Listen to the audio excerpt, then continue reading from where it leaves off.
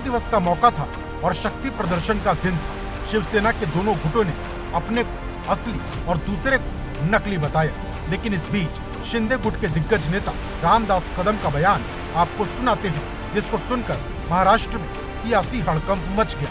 कदम ने foundation day कार्यक्रम में विधानसभा चुनाव में अपनी पार्टी के लिए 100 सीटों की डिमांड कर दी। एबीपी न्यूज संवाददाता वैभव परब ने रामदास कदम से बात की। तालुका जाएंगे, अक्का महाराष्ट्र घूमेंगे और ये उद्धव ठाकरे शिवसेना प्रमुख के विचार के खिलाफ कैसा है, बाला साहब के विचार को ये मिट्टी में कैसा मिलाता है, मत के लिए वोट के लिए वो कितना लाचार बन सकता है।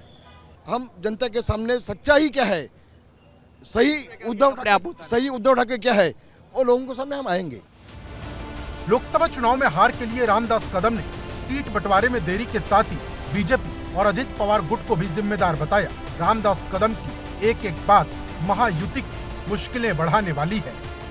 मुझे ये कहना था, अगर वो थोड़ी देर आते थे तो मंत्रिमंडल का विस्तार होता था। उनको जो नव मंत्रिमंडल मिले वो शिवसेना भाजपा को मिलते थे और शिवसेना और भी मजबूत होती थी।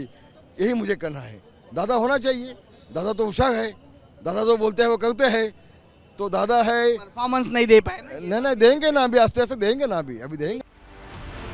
इधर लोकसभा चुनाव में हार के लिए रामदास कदम कैमरे के सामने बोल रहे थे, उधर उद्धव गुट ने भी उन संभावनाओं को खारिज कर दिया कि वो बीजेपी के साथ जाने वाले हैं, क्योंकि बीजेपी ने उन्हें खत्म करने की कोशिश की थी। ताबडतोब सुरू केलं की उद्धव ठाकरे हे पुन्हा मोदी सोबत जाणार, एनडीए मध्ये जाणार, जायचं। ज्याने आपल्याला संपवायचा प्रयत्न केला,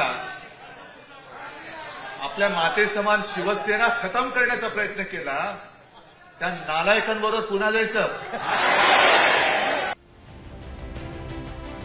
महाराष्ट्र में लोकसभा चुनाव के बाद अब विधानसभा चुनाव की तैयारी चल रही है।